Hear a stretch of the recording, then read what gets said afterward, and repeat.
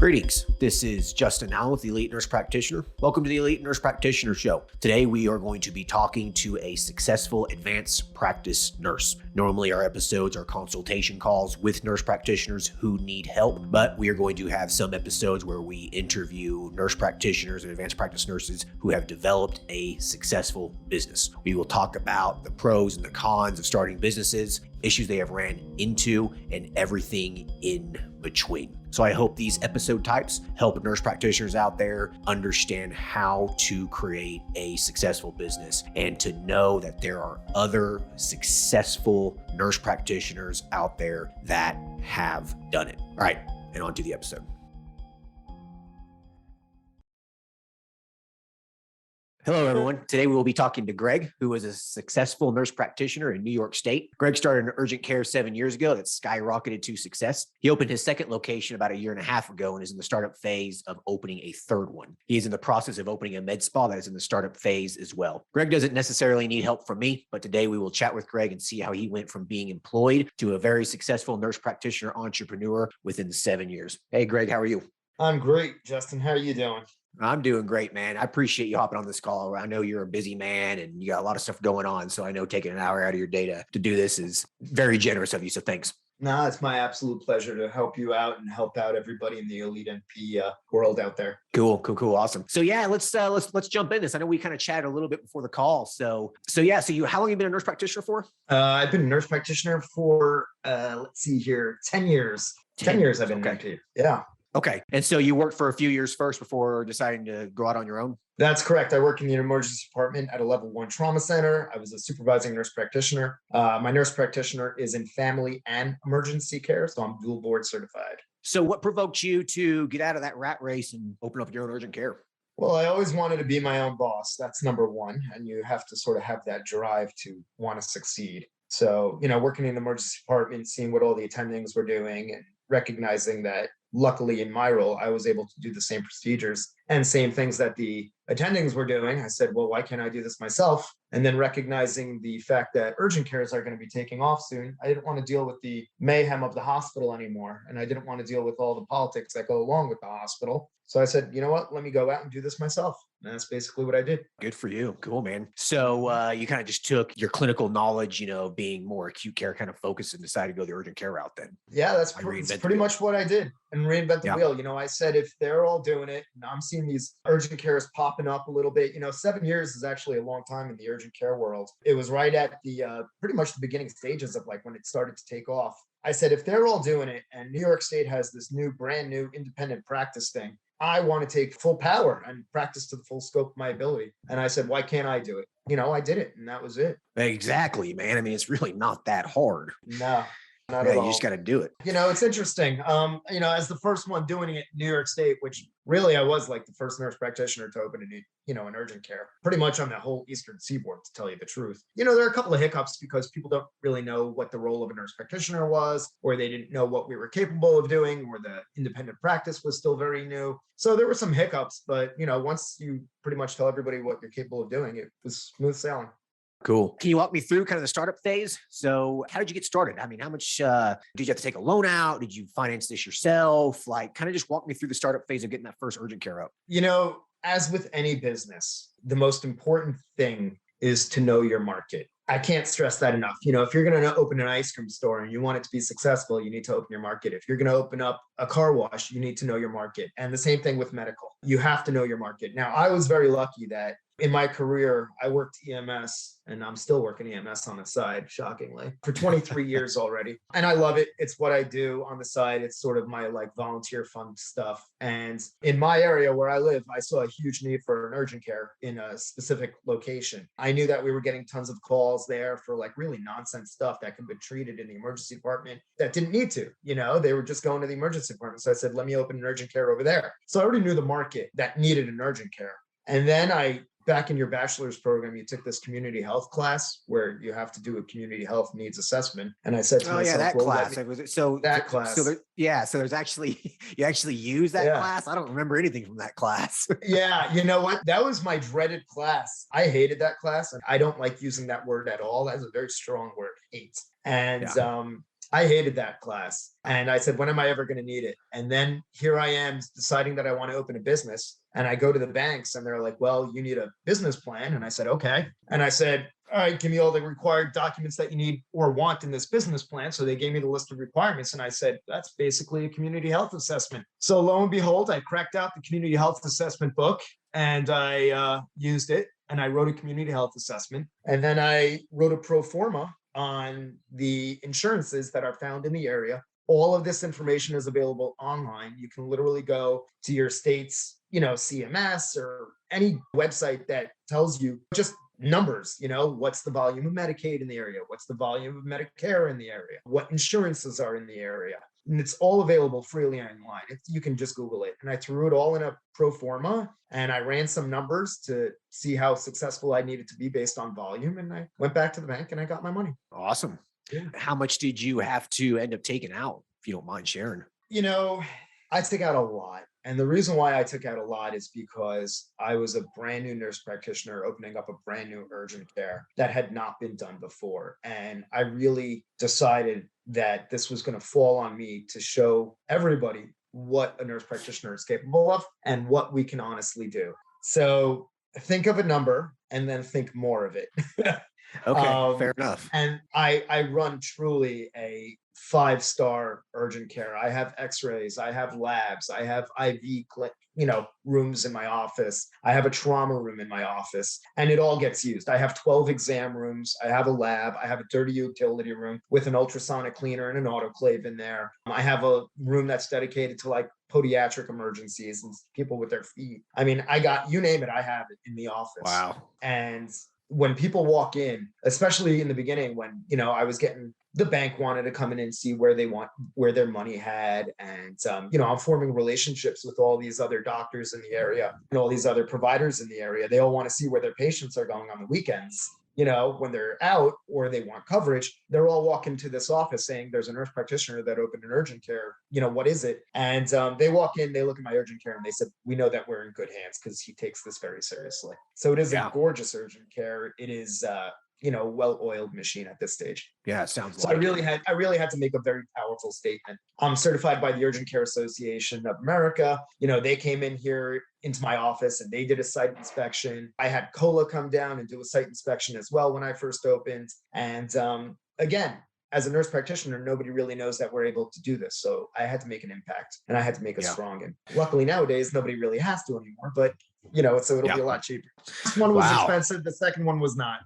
Okay. So are you still paying off that loan or have you paid that off? How's that looking? No, that was 5 years and done. I locked in a time frame of 5 years and I am all profit now. So it's beautiful. Hell yeah. Good for you, man. That's awesome. So the community accepted this. I mean, they really got on board with big it. time. They were behind you. Yeah. The community loved it. I'm very, very civic minded with the practice as well. Actually, the other day, I just gave out 2,500 reflectors to the town where I live with our logos on them to give them out. People are walking around at night. Somebody was afraid of hitting, it was on the news where somebody was like, well, I might hit somebody with my car, So I said, well, have some reflectors. I don't only care about your health. I care about your safety on the street. And the town was very receptive to that. I go to the high school sporting events and I take care of the student athletes and stuff like that. Yeah. So it's important. If you're going to be part of the community, you got to be part of the community. Sure. So you opened the second location up about 1.5 years ago. What drove you to expand and scale this? You're doing well. You have the operation down to a smooth sailing, well-oiled machine. And why not? You know what? If you want to grow and you want to grow big and you want to be successful, the only way is to reinvest. You can't be stagnant. So looked at a new market area, looked at new market shares and, talked to some colleagues and found locations and that was it. There you go. Cool. There are a lot of areas everywhere you look. I'm sure neighborhoods that are under new development, gentrifying, whatever the case is, there's always room for growth and you want to be part of that growth. And that's what I did. Gotcha. So you brought 2 good points. I want to go over each one real quick. First, I want to go over reinvesting back into your business, getting to a point where you plateau and you either become content and you stay there, or you go to the next level and reinvest back into your business to scale and grow. So I want to talk about that real briefly. Tell me, how much did you reinvest into the second stage here? Did you take out a loan again, or did you just reinvest your own money into it? I reinvested my own money. Once I knew that 5 years was up and I saw the light at the end of the tunnel and I knew where I was going, it was all me. Got some good people on board, got some good people that I know can run the show, really handle the operation for me specifically. And I can just play, Monday morning quarterback and just make sure that they're going in the right direction and tell them, tweak them sort of. That's really what I did. Because, once you have one, it's very easy to open the second one, very easy to open a third one. That's what a lot of nurse practitioners don't realize is once you get that first business, the first business can suck. It can be very stressful. You don't know what you're doing and whatnot. But after a year or so, it's really not that difficult. And the second, third, fourth business, it's a piece of cake. I feel like I could probably open a little niche practice within 2 weeks at this point. You know what I mean? You have to be willing to take the risk, and you have to be willing to put in your sweat equity. And you know what? I was okay with living on ramen noodles for 5 years. And I knew it was going to be 5 years. And I knew no matter what, my loans were going to be paid up in 5 years. That's what the loans were set at, 5 years. I know I had to be paid up by then. 5 years came around, light at the end of the tunnel. Poof, I come out of that. And I'm like, well, now what? I'm golden. I'm set. Let's reinvest and see what's up. You were willing to do what most people aren't willing to do now. So you can live like what most people only dream of in just, 5 to 10 years. That's exactly right. Look at the end game. Don't look at now. Right. Look at the end game. What do you want? How do you want it? And how do you want to get there? What are you willing to sacrifice? So I sacrificed everything and lived on ramen noodles. Hey, man. I mean, I've been there myself. I mean, I know. I mean, I was working full time at urgent care, started 2 niche practices up, going through a divorce. I mean, it was hell for a while, but it was totally worth it. Yeah. I mean, I had just gotten married. I was going to have a kid, and it was rough. My wife was very nervous. And she was very nervous for me. And I told her that, listen, this will be fine. We'll get through this. And I'm very, very lucky that I surround myself with very successful people. If you surround yourself with successful people, you will be successful as well. You need to find the right people that are going to help you out. You need to find the right mentors. No matter who you talk to, you should talk to anybody that's successful. They're going to tell you 2 things. 1, learn from your mistakes. And 2, surround yourself with positivity. If you surround yourself with people that are positive and people that have gone through what you've gone through and came out successful, they'll help you out as well because they see this blood, sweat, and tears that you put in because they've been there themselves. I'm very lucky that I surround myself with that. And that's the point of mentorship. And that's the point of the podcasts. And that's the point of these programs because you want to learn from people that have been there. Right. So, right. That's my goal with Elite NP is to have it be a mentorship program where you can just log on the website, read an article. You know what I mean? Like you don't actually have to talk to me. Just listen to this stuff. Right. Listen. Yeah. And like you said, too, you have to learn from your mistakes. I think that's a really important point. I mean, the road to success is paved with failures. I mean, you're going to fail multiple times. If you let the failure get to you and you succumb to it and you decide to give up, then, you never were going to succeed anyways. And the only way to succeed is to have a lot of failures and learn from mistakes and keep pushing forward. So I'm glad you brought that up, too. Really, really important point. There's always going to be failures and there's always going to be roadblocks and there's always going to be the naysayers. And you know what? Keep your eye on the prize and realize that it's not going to come tomorrow. You're not going to get there tomorrow. It's not a sprint. It'll take time, but you'll get there. Yes, absolutely. Now, the other point that you brought up too was delivering a need. When you open up your second location, you mentioned that, you were finding specific needs in different neighborhoods and that kind of stuff, doing your market research before you open up a practice. Super, super important. I get messages all the time from nurse practitioners, should I open up a men's health clinic in my area? I don't know. I don't know your area. You have to do some market research, right? But you brought up a good point though, that there's always going to be a need for something in some area. And so a lot of nurse practitioners say the market's saturated. I can't do anything. There's nothing I can do here. I think that's a cop-out statement. You just said, look around. There is always going to be an opportunity for something. Always. That's correct. Always. You just have to know what it is and be willing to either learn it, do it, or bow out if you don't want to. Exactly. So in terms of the scaling and the growing now, so the second practice here, I'm assuming is probably doing pretty well. Yeah, that's all doing great. Loans are getting paid off and everything like that. It's all pretty much my own money anyway, so it's fine. It's not really a big deal for me anymore. But people that are managing the practice for me are doing an excellent job. They're doing fantastic work. It's very, very easy because, I didn't really have to worry about like credentialing anymore. I didn't have to worry about any of the overhead really. Everything that I had was sort of self-sufficient. Once you have one practice and you already have your contracts, to open up a second practice is just adding a location to it. So, I was up and running and billing in a couple of days, and that was great. So that practice, the moment I saw a patient, I was already getting paid on that claim standard couple of months. So that's it's fantastic. There was no wait time. When you first open up a practice and you first get credentialed, guaranteed you're not getting paid 6 months out. You need a float, and I'm using 6 months as like an extended period of time, but you need a float for 6 months in order to see some money. But for my second practice, I didn't need a float at all because I was getting paid right off the bat. I already had everything I needed.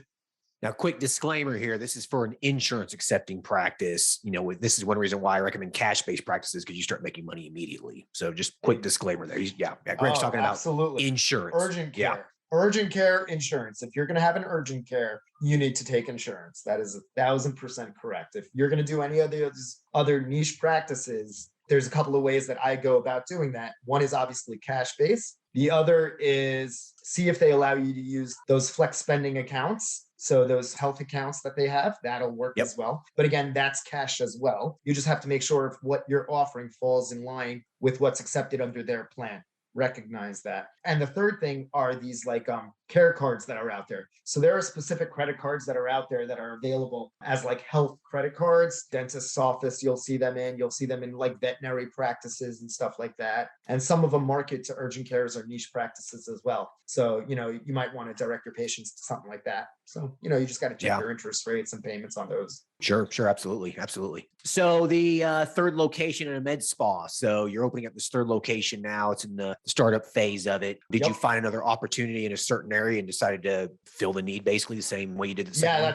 That's pretty much what's going on. So with the way healthcare is going nowadays, a lot of health networks are buying up all these little practices and either running them to the ground and then folding, or just buying them up and then conglomerating into these giant office buildings where they have all their doctors in one building and leaving everybody in the whole neighborhood or community to go to this one center to get everything that they need. So, that leaves all these neighborhoods empty. So if they want to go to their doctor now, they got to go to this conglomerate into their building to go see everybody, which is nice. You get everything all in one shop. But what about the little guy? What about the little guy that's like, well, I can't see my doctor because he's all booked up. Well, there's your opportunity to make your own independent practice. And that's what I'm finding happening in a lot of areas. And that's where I swoop in and take it up. Genius. I love it. I mean, that perfect opportunity. I guarantee that opportunity is in so many places throughout the country. Well, it has to be, because there's two types of providers nowadays, and this is what I see. There's the old timers that grew up and were trained in the golden age of medicine, where everybody was getting paid through the nose, claims were all paper, everybody made tons of money, and it was great.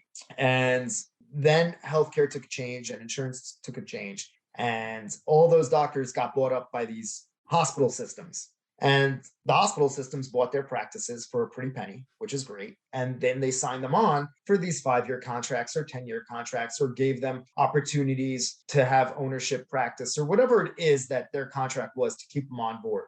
But now, from 2012 to 2022, when all of this sort of changed, all those contracts and all these buyouts are ending. All these contracts are up for renewal. A lot of guys want to retire. A lot of guys are done. And a lot of hospitals don't want to pay these providers anymore at the rates of their initial contracts. So they're trying to get rid of them. So you have all these new providers that are going in, getting paid a quarter of what their older guy are getting paid, but they're still working for the big system. So again, that leaves an area where you can step in and see those patients and see all of their patients. So you have to recognize where healthcare is going nowadays. Off topic there, though, do you think that's one reason what's driving nurse practitioner salaries down? I mean, that's what it sounds like. It's definitely a contributing factor. Yes, that's absolutely driving nurse practitioner salaries down. But, nurse practitioner salaries, there's two components to it. And I see this on a lot of groups and chats and everything. You have to decide what you're going to market yourself as a nurse practitioner for. Are you going to be an ancillary staff where you're just going to go in there and be like, I'm filling in? Or are you going to be your own provider? That's number one or number two. Secondary to that is, are you going to get paid a salary or are you going to get paid RVU? So I don't typically recommend getting paid RVU for your first year because you don't know what your worth is yet. So I recommend taking a salary for the first year, building up your client base and seeing what CPT codes you do and what EM levels you're billing at. Once you have a good base of that, your second year, you can then negotiate for an RVU rate. That's typically how I like to do it because you have a much stronger hand. To the first point that I made is, are you going to be an ancillary staff or are you going to be a provider? That means when you're signing up to work somewhere, you need to know what caseload you're getting. Are you going to be able to manage your own patients? Are you going to be able to have your own caseload? Are you going to be able to do everything? Or are you really just filling in for all the cases that the other providers don't want to do? Like, for instance, somebody walks in with hypertension, somebody walks in with this. They already have these set diagnoses and all you're doing is refilling meds. That's not really practicing medicine. That's my view of it. You need to see what your worth is. So if you're going to be doing that, well, then, I'm not going to pay you a lot of money. But if I'm going to give you your own caseload and your expected C, well, then you should be asking for money and reimbursement and cost for what you're worth. So if you're going to be seeing the same caseload as the other providers in your area, you should be getting paid as much. And that goes into how much revenue you're going to be able to bring into the practice. And that is directly related to the contracts that the practice has with insurance companies, or if they pay cash. If they pay cash, then whatever the practice charges for a service, you're going to get paid the same rate as an NP or an MD or a PA or a DO or whoever does that. So it doesn't matter. $100 for this is $100 for that. It doesn't matter who does it. If it's insurance that's going to be paying it and it's part of a practice, whatever their contracted rate is. So for instance, if United Healthcare decides that it's going to be $100 to see a patient, it doesn't matter who's seeing the patient. It doesn't matter if an NP sees the patient. They're still paying $100. This 85% thing doesn't come into effect. So that's what another thing that a lot of people don't know about is there are contracted rates and they don't adjust those based on who sees them. Right. They don't care. They just want the patient seen. Exactly. This whole 85% thing is really a straight Medicaid or a straight Medicare patient without a secondary insurance, without an HMO or anything like that. It's really somebody has straight Medicaid, the government is paying for it, you're an MP, okay, in that case, it'll be 85% of what the 100% reimbursement rate is. But a majority, and I mean a vast majority, 90% probably or over, is managed care systems or contracts. So that whole 85% thing is a bunch of nonsense. Yeah. The whole RVU thing now, in my opinion, I say start with RVU. So that's what I did. So my first job was at an urgent care and they put me on RVU production right from the get-go. And it forced me to understand billing, to understand how to upcode things, how to maximize billings, because I knew I was based off of production. So my first year, it forced me to learn that. And I killed it the first year. I mean, like I made like $140,000 my first year as a nurse practitioner. You know what I mean? But that's phenomenal. And that is directly tied to your skill set. So if you're capable and you view yourself as competent and comfortable in your skills, and you know what you're able to do, and you know what procedures maximize payment, then 1,000% do RVU. But from what I'm hearing, absolutely. Yeah, but from what I'm hearing and what I see and comments that people are making, NPs are putting themselves down,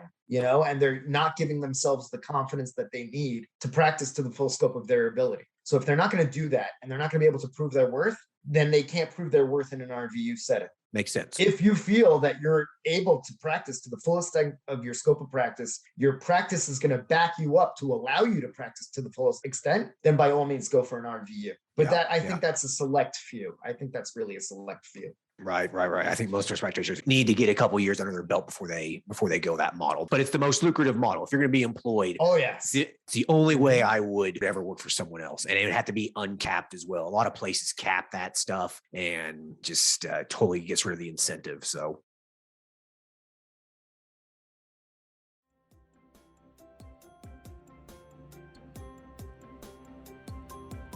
All right. I hope everyone's enjoying the episode so far. I just wanted to take a quick break to thank everyone listening and also give a big thank you to all of my social media followers and email subscribers. If you haven't done so yet, please subscribe to our email list at www.elitenp.com and make sure to follow us on Facebook, Instagram, and LinkedIn.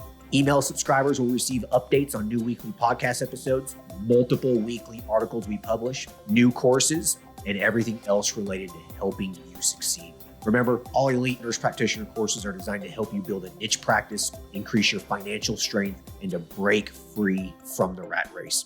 If I can break free and the other countless nurse practitioners can break free, then so can you. Additionally, please share this podcast with your other nurse practitioner sisters and brothers out there. The more NPs that venture out on their own, the stronger our profession will become. Now, let's get back to the episode.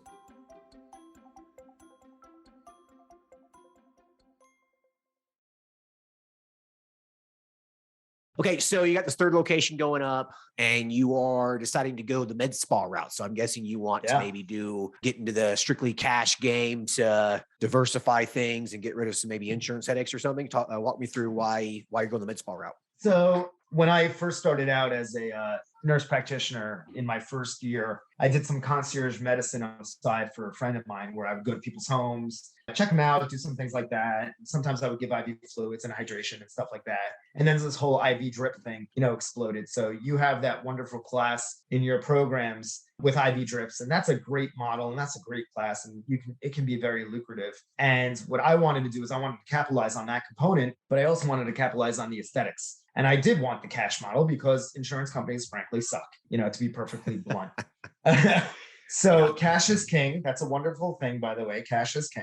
To be able to have colleagues of mine that do Botox and do fillers and do laser therapy and do, just all these different aesthetics and IV hydration, I think the stars aligned and it just felt perfectly where I can open up and have the opportunity to do this with a couple of colleagues of mine and start this med spa. Now, what's lucky about me is I already have the business background and the capital to fund it. And my colleagues have the skills to run it, do it in terms of the clinical aspect. So I think between me and my two friends that are opening this together, we're going to be great. Yeah, sounds perfect. But Greg, I hear med spas are saturated. So what are you doing? Well, again, you need to find out location, and need. It's all about need and location and then marketing. Right. So you have to know what your capabilities are and what you're going to be doing. So what are you going to be offering in your med spa? So if I'm offering IV hydration and Botox and fillers and laser therapy, that's a lot better coming to me versus going to one place to have laser therapy, going to another place to go get fillers, going to another place to go get cool sculpting or whatever the heck,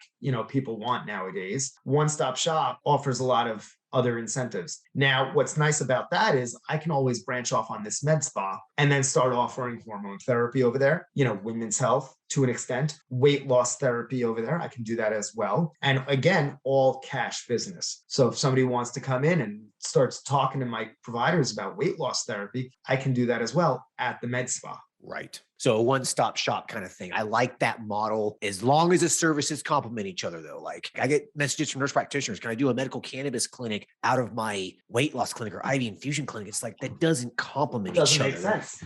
It doesn't make sense. If you want to do fillers and Botox at an aesthetic clinic, that's phenomenal. And then if you want to order, and start introducing weight loss therapy to somewhere where they're doing aesthetics, that's a great idea. They complement each other. That's fantastic. If you want to do IV hydration and focus on, men's health, that's a great component also. They go to the gym, they work out, they want their vitamins and their minerals and their nutrients and everything like that. And they want their hydration. And then you want to start a men's health clinic together with that. That's a great component. You just have to know how they complement each other. Exactly what you said. The biggest thing there, I think, is just the patient demographic. So, for people listening to this that want to offer multiple services in their practice, be thinking about the demographic of patients. Like, the demographic of patients of a Suboxone patient or a medical cannabis patient is completely different than the patient who's coming in for Botox. Like it's different demographics, Yes. So I think that's you have to know your crowd. Correct. So you got basically 2 successful urgent cares, 2 other clinics,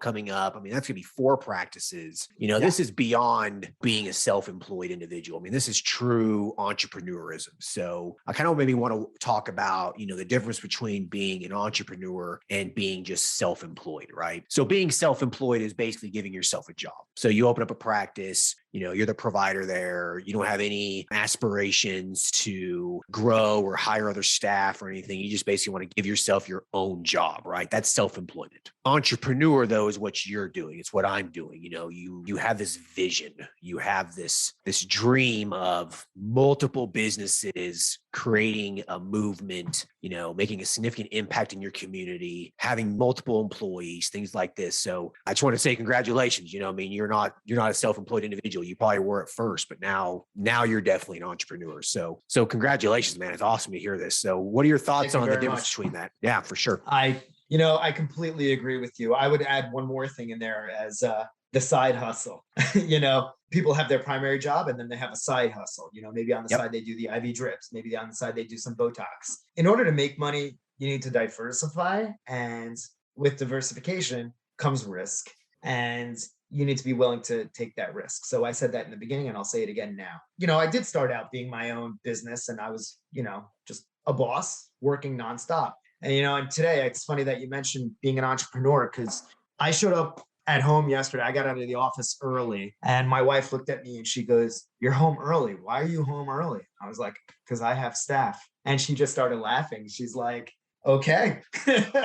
Because, I just didn't have to be in the office. And I was like, I got people covering it. I don't need to be there. You're the boss. You're the entrepreneur. You can kick back and know that you have good people under you running the shop for you. You can take a breather. If you're a business person and you have one business and one focus and you want to go away on vacation, by all means, go away on vacation. But what's happening to your business? You're not making any money at that. Right. If you want to be an entrepreneur and start a movement, yeah, it's a lot of risk. Yeah, it's a lot of headache, but at least you get to kick back a little bit and know that things are going to be in motion and the gears are going to still continue to turn. You're making money when you're not there. It's exactly passive income. Yeah. Yeah. I came to that realization with my medical cannabis clinic, which was really, my real first business. I went on vacation. I'm like looking at the bank account. I'm like, nothing's happening to this bank account. Like it's just flat. Right. And I was like, I want to be able to have a business where I go on vacation. I look at the bank account and it, goes up every day because it's continuing to make money. So I think that's that was the realization that I had when I was first starting here. Did you have something similar? Yeah, that's pretty much what happened. And now, you turn that into work and then you work and then you reinvest and work. And now, thankfully I have a multi-million-dollar practice and it's great and it's awesome. So I guess looking into the future here, man, what other plans, grand visions do you have here? Do you want to just get these 4 up and running, have people seeing patients for you and you just kind of sit back and enjoy life now? Or, where's Graig going to be in 5 years? What are you thinking? So in 5 years, I definitely want to have a bunch of offices open and running. But I want to change the way nurse practitioners are viewed, and I want to change the system. I think there's a lot of things that need to be changed in the education of nurse practitioners. I think there's a lot of things that need to be taught to nurse practitioners in general that just aren't taught. And I really want to help to be part of the change in that component. So Amen. that's really what I want to do. I see a lot of lacking in some of the system of what goes on. In my practice, I'm lucky enough that I do a lot of teaching. I have PA students, I have nurse practitioner students, I have med students. My nurses actually have nursing students that come in, and my medical assistants have medical assistants that come in. And we have students literally across the gamut of healthcare that come through my office. And luckily enough, I have a big enough office where I can do that, and multiple locations where I can do that. So I see the difference in training each step and each realm of medicine. And there's 2 components of a nurse practitioner training that I want to just touch on. So there are those that say that you get your RN and then you go directly to your NP. And that's not really a good idea because you don't have any clinical experience and you don't know what you're doing because you've never touched a patient. So how can you be a nurse practitioner? That's those that one. Then there are the other ones that say, well, you need to have clinical experience. So before you go to your NP program, work as a nurse for a little bit, get that clinical experience, and then go to your nurse practitioner program. So those are the 2 views for nurse practitioner. PAs and med schools don't have any of that. They just go to PA school and then come out as provider. And you go to med school and you don't have any previous experience either. And you come out as a doctor. So, what does that tell you? Right. So in terms of those that say nurse practitioners, you can go from RN to NP without a problem. I sort of view that as okay. I'm sort of okay with that because I don't have to train those nurse practitioners out of any bad habits. So you can be a nurse and have a lot of experience, but you could have a lot of bad habits that you've picked up as a nurse, or a lot of tunnel vision that you have as a nurse because you have your experience and now I have to break it. So when you're brand new, you have all this knowledge from your RN program in your head. You have all this knowledge from your NP program in your head. And now I can utilize all that knowledge and put it where it needs to be a provider and practice at the full extent of your capability. Whereas if you have, I was a nurse. I was 10 years a nurse in labor and delivery. And now I'm family not practice nurse practitioner, FNP. Where does that help you? You never touched an adult patient. You were L&D. So I don't know where those clinical skills really help. Whereas, you do know sick from not sick, and you do know how to evaluate a patient, but I think those skills can be taught a lot easier than they are. So that's one component. The other component is PA schools and med schools, they force you to have clinicals where they put you, and NP schools, you sort of find your own clinicals. And there are a lot of NP school mills out there right now, I'll call them. And I don't mean Oh to, yeah. I don't mean to harp on that, but I think it's too unregulated, shall we say. And there are too many people that are just graduating with their NP that, one, don't practice as an NP because they lack the confidence, they didn't have a good clinical, or they don't know what they're doing, or they just wanted a master's degree. So that really saturates the market, and it really lessens the degree capability, because if everybody can just get it and there's no problem, then what does that do? You come out as an NP and you say you're an NP, why are you working as a nurse in the emergency department, or why are you working as a nurse on the floor? Like, what are you doing with your degree then? You haven't changed anything. I appreciate the added knowledge, but you're not using it. So what's the point? I really want to change that. I really want to sort of reel that in a little bit and change the curriculums a little bit to make it a little bit more rigorous.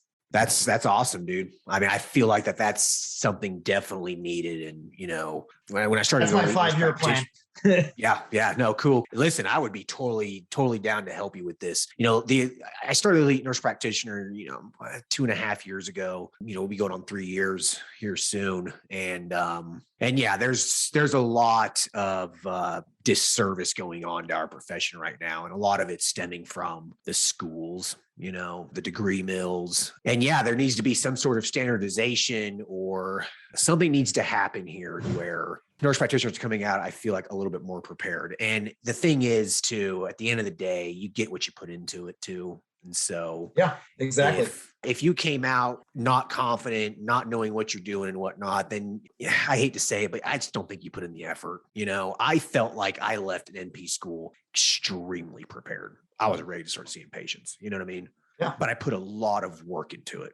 You get what you put in. Exactly right. Exactly right. But, a lot of those schools require you to do the work. And, depending on what school you go to is the caliber of the student that goes there as well. Yeah. So if you get somebody that goes to an Ivy League school, while they might not be the best prepared, there's a certain caliber of person that goes to those schools, and there's a certain caliber of person that goes to another school. And you look online all the time, it's like, where's the cheapest place that I can get this degree? Where's the fastest place that I can get this degree? Right now there are 4 ways to get your RN. How ridiculous is that? What other profession is there? There are 4 ways to get your license. If you want to get your RN right now, you can get a certificate, you can get a diploma or a certificate, you can get a associate's, a bachelor's, or a master's, all to get your registered nurse. That's insane. I agree. It should just be one thing and just call it, call it that. You want to get your RN, get that degree. That's it. What do you need? 4 days? So you're going to have, I'm an associate's degree nurse, I got my RN. And then you're going to have the person right next to him, well, I have my master's and as an RN. Well, okay. What does that do?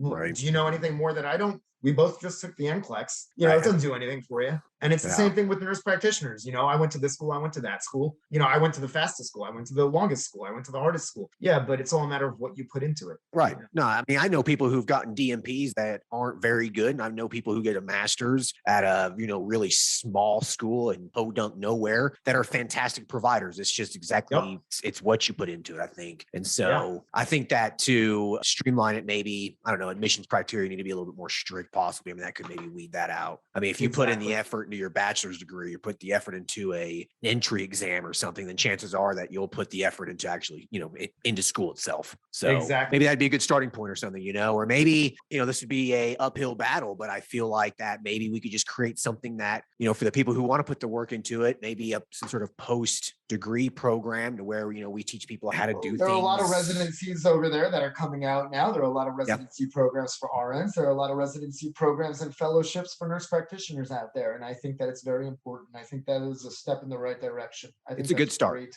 It's a good start. Definitely. Absolutely. I would love to get involved with them. I would love to teach in them. I love teaching. I really, really love teaching. Well, and dude, that's it. Let's talk about an elite NP residency program or fellowship program or something after we hop off this. I mean, that'd be something that we could set up and we could really, really move our profession forward in a really positive direction. Yeah, for sure. It's an idea. Yeah. It's an idea. Yeah. Going back to the entrepreneurial, thing here with your practices, what do you feel like has been the hardest part of starting this practice, and what has been the most surprisingly easiest part? The easiest part was probably getting the patients. I didn't really have to do much. I didn't do actually any advertising at all, one bit. Wow. I didn't put any money into marketing. I found the need, I found the location, and it was very organic. It just showed up and that was it. Done. Call it a day. And that has to do with your market research, plain and simple. If you're in the right area and you offer the right service, you're going to get a patient, you're going to get your customers. And that was the easiest thing. It probably took me a few weeks for people to recognize that I was there and open. And then after that, boom, 30, 40, 50 patients a day, done, no problem. Nice. The hardest thing, and it still is the hardest thing, is dealing with the insurance companies. And that's always going to be hard. But it's a game. And if you know how to play the game and you stay on top of it, you'll be fine. Right. And there's something called a revenue cycle. And for those that don't know what a revenue cycle is something that is your payment system and your payment from beginning when your patient walks in your door until their account is balanced at zero. Okay. That means the patient has to get registered correctly. That means the provider has to put in the correct codes. That means the insurance company has to process the claim correctly. And that means you have to get paid. And that means you have to look at that EOB and make sure that your payments reflect what your contracts show. Once your contracts and your EOBs match up and your payments match up, then your account gets paid. Then your account is at zero. That's a revenue cycle. That revenue cycle varies by every insurance company. Some insurance companies' revenue cycle is 2 months. Some is 6 months. Some is 2 weeks. You have to know that on every single insurance company. So the insurance companies are dealing with the hardest. But once you know what each individual one is, you can really keep an eye on it. Yeah, no, it definitely does sound like the hardest part. I'm only operating cash practices, and what you just said sounded like a nightmare to me. Yeah, it's a nightmare. It's a nightmare. But again, you learn it, and then everything is computer-based nowadays. And you run your weekly charts and you run your daily counts and everything like that. And you see your ebbs and flows, and you know when your money is coming in. And it's the 17th of the month, this payer is paying me, it's the 17th. Oh, it's the 23rd of the month, that payer pays me on the 23rd of the month. And that's how you have to know, and that's how you have to manage your cash flow. Managing your cash flow is huge. Just because you make it, just because you're doing well, doesn't mean you can start throwing money everywhere. That's the biggest misconception out there. You don't know when the money will dry up. You don't know when your patient flow will dry up. You don't know what will happen. So you have to be cautious all the time. So with that said, how much do you keep in the bank? I know every business owner is different here. How much do you keep in the bank to cover expenses for your practices to theoretically cover everything if income turned to zero? Like basically, what's your practice's emergency fund? I keep it all in the bank, and then I just put myself aside. That's really what I do, and I adjust myself as needed. I view myself as an employee. That's really what I do. And that's the most important thing that you have to realize is that the money stays in the bank. The money stays with the practice. Don't view it as your money. View it as a business. You know what I mean? And then if you want to live comfortably, adjust accordingly, but it's still a business and it's not yours. If you view it as yours, that's going to be a problem because then you're going to be like, oh, I'm doing great. Let me go do it. No, it's not yours. It's the business's. Cool, man. I don't know if you agree with that, but that's how I do it. And I think it's safer that way. Yeah. Well, I take a draw out almost on a monthly basis. I keep my accounts at a certain level. I want to take the money out and put it into, other investments outside of medicine. So I keep mine. Yeah, I keep mine. You diversify a little bit, but it's all going to go back into the business. So I'm diversifying my funds a little bit into the medspa, and I'm diversifying my funds, and I'm taking funds out to deal with my other practices. I'm doing that, but I'm not throwing it out and taking it into my own personal savings account or things like that. If I can adjust accordingly, then I do. Gotcha. Okay. So you're basically just reinvesting all your money right back into the businesses and stuff because it's not over. And then if I do find something on the side where I can then invest in a property and, a real estate investment comes up or something like that, or, whatever I choose to invest my money in, then I can talk to my attorneys or I can talk to my accountants and see what they say and see what's a smart, wise move for me. But that's very individualized. It's very individualized. You can't make a blanket statement on that. Right. Yeah. I try to keep at least 3 to 6 months in the bank to cover everything. And then everything else I just take out unless I have plans for an expansion or growth or whatever. You know what I mean? Exactly. Yeah. So that's basically, that's a fair 6 months is definitely a fair amount to keep in. Yeah, absolutely. So with that said, I guess from a liability standpoint, though, does it concern you? Like if you were sued, do you really want to have a whole lot of money in your business's account? Do you not think it's, I guess, a smarter move from an asset protection to get the money out and to have it in either in another business, another asset, another legal entity? Well, luckily there's something called insurance. And if you get the right insurance, you should be fine. So There's malpractice insurance and there's liability insurance. And luckily that usually covers everything. And you need to be grossly negligent. It just needs to be terrible for it to really go that route where you're going to lose everything. But any of my own personal assets, anything that I personally have is obviously not going to be under my name, just like anybody else does, So like, I don't own my own home, my wife owns the home, so it's not mine. My cars, anything that I need for living, I'm not going to own. Correct. Yeah. I mean, you are open. You have a lot of liability being a multi-million dollar business owner. Right. Exactly. Yeah. Exactly. Yeah. So I don't want that on my head. So I just, make sure that it's all handled appropriately. And again, that's why you have good lawyers and attorneys that can lead you in the right direction. Correct. Yeah. I think that's a good idea to have, cars and LLCs, have a trust, have assets just in other entities. Yeah. I mean, it's probably almost impossible to break into those things, Okay. So what would be, I guess, the biggest piece of advice for a nurse practitioner out there who's thinking about starting their own business, who's wanting to get started, from your perspective here, you've been running a practice, multiple practices now for 7 years, it's a multi-million dollar business. So what piece of advice would you give a new nurse practitioner who's wanting to start a practice? They don't own a practice yet. Know your market share, know where you're going to go. And if you think it's worth it and you've done your research and your homework correctly, take the risk, do it.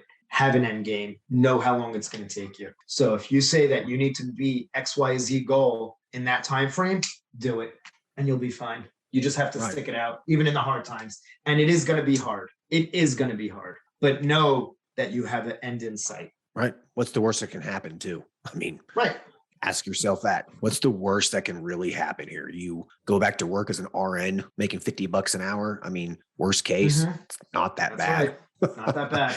I'm all about taking that risk though. Take the risk, do it, find yourself a good mentor, somebody that will steer you in the right direction and be your cheerleader. It's important to have a cheerleader. It's very, very important to have a cheerleader. What would be your piece of advice for the business owner out there, the nurse practitioner who already owns a practice that is looking to either grow it, scale it, go to the next level? What would be your piece of advice for them? As we said before, find something complementary to what you're doing now, that you already know that style of business and that business model. Once you have that down, it's easy to expand and jump off of it and take that jump. Because if you do take that jump and you are comfortable in that, you'll be fine. And it won't be any problem at all. Well, hey, Greg, do you have any other comments or anything that you would like to talk about? So I think it's important that you just, broaden your horizons, take that risk. And I think that if you know your market share, your practice, and you want to expand with a complementary practice, you'll be fine. I think that's really what you should do. Well, I like to end the episodes with the guests asking me a question. Is there any particular question that you would like to ask me? How did you go about starting something like this? I know you've been asked that a million times, but I think this is the best thing out there. And, what was your inspiration just to be like, you know what, I'm going to be the elite NP and I'm going to tell people what to do? Well, kind of like what you said. I mean, I saw an opportunity. I saw a need, I was kind of going through some Facebook groups and just reading some posts on different forums and stuff and talking to colleagues and whatnot. And I was just like, man, there's so many nurse practitioners are just absolutely clueless with where they're going in their professional life. They're just taking these crappy jobs, getting paid crap, just floating through life, no direction at all. And nursing school did not prepare us for the real world. And so, I saw that opportunity there and I was reading a book, listening to a podcast about how to start an online business. And so I guess I just put one and one together and decided to start a blog just to see what I'm going to cut you off for a second. I apologize, but I'm going to ask a follow-up question to what I just said. And it's an even better question. How did you find your brand? How did I find the brand, the Elite Nurse Practitioner? Yeah. How did you know what I mean? So like you start out with something and you're going to grow on it and that's going to be phenomenal, right? And people are going to know that you're doing it. But then you find your brand and that's what you have. You have a brand now. That's more important. And that's more important in the business world than knowing how you started. I guess the physical actual name itself, I didn't really put a whole lot of thought into it, to be honest with you. I was just on GoDaddy and doing some domain names. I was like, NP, what would be a good domain name for this? And I guess just Elite NP just popped in my head and I typed in elitenp.com. The domain was available and I clicked buy. Like that was really about it. That's it. That's great. When it comes, it comes, right? Right. I put the domain name in there. It was available. I was like, hey, that's what I'm going to roll with, And so then we started trying to create some logos and whatnot. I mean, I went through probably 20 different logos, and the one that that I have now is like, this is perfect. It shows the elite nurse practitioner, a dollar sign, a graph that's moving up. I was like, this is perfect. I mean, we're talking about how to increase your professional, how to improve your professional life here. A dollar sign. Yeah, I mean, obviously, the more money you make, the better that's what your people life have is. to know. That's Right.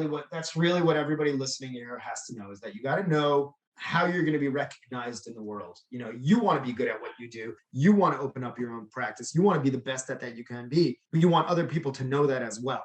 So you need to brand yourself. So just like Justin branded himself, everybody else has got to brand themselves. So you start from somewhere, just like Justin did, and recognize that you have a need, know where the need is, and then brand it and make it and grow it.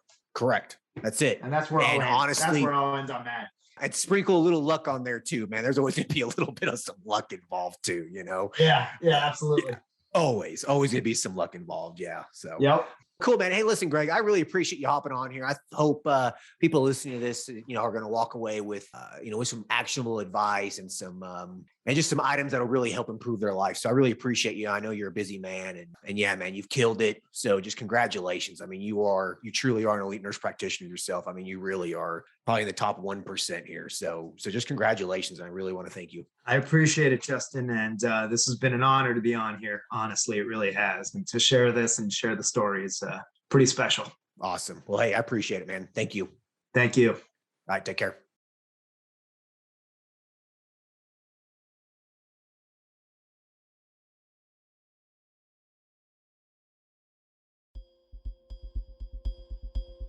I hope everyone enjoyed the conversation with Graig. Graig is a very successful nurse practitioner entrepreneur. He has 2 successful urgent cares up and running, and has a 3rd one on the way, and he also has a med spa on the way. So Graig is definitely a role model and an asset within the nurse practitioner entrepreneurial area. I hope everyone enjoyed this. So I think there's a few really, really important concepts here.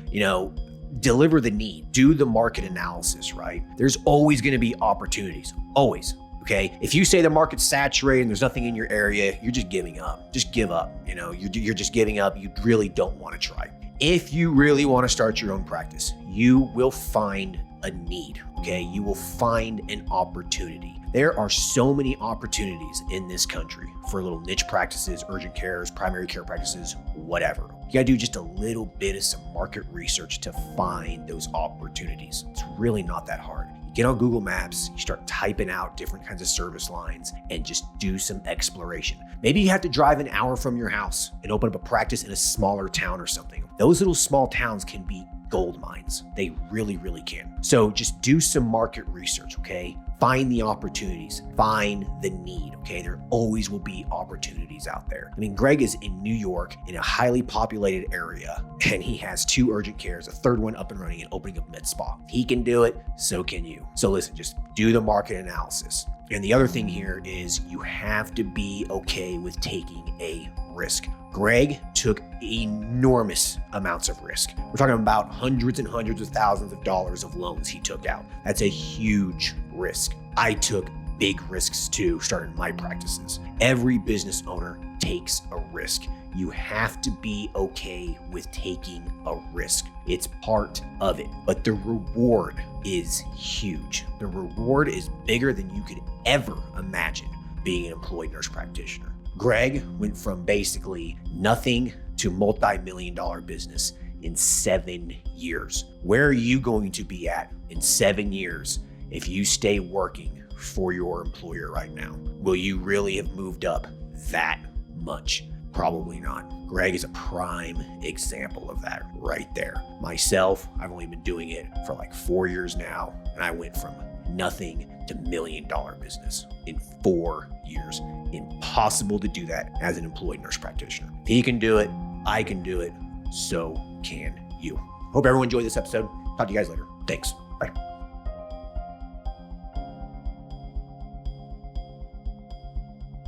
Thank you for listening to the show. Quick legal disclaimer. The content of this podcast is meant for informational and entertainment purposes only and should not be used as legal, financial, medical, regulatory, or practice-specific advice. For information pertaining to your specific legal, financial, medical, or practice-specific needs, please be sure to consult with your lawyer, CPA, medical director, and/or your state's practice laws and the most up-to-date clinical guidelines. As always, do your due diligence when it comes to any information found online and in podcasts. The content in this podcast is copyrighted by Galaxy Medical Southwest 2022 and cannot be duplicated, rebroadcasted, or reproduced without our written permission.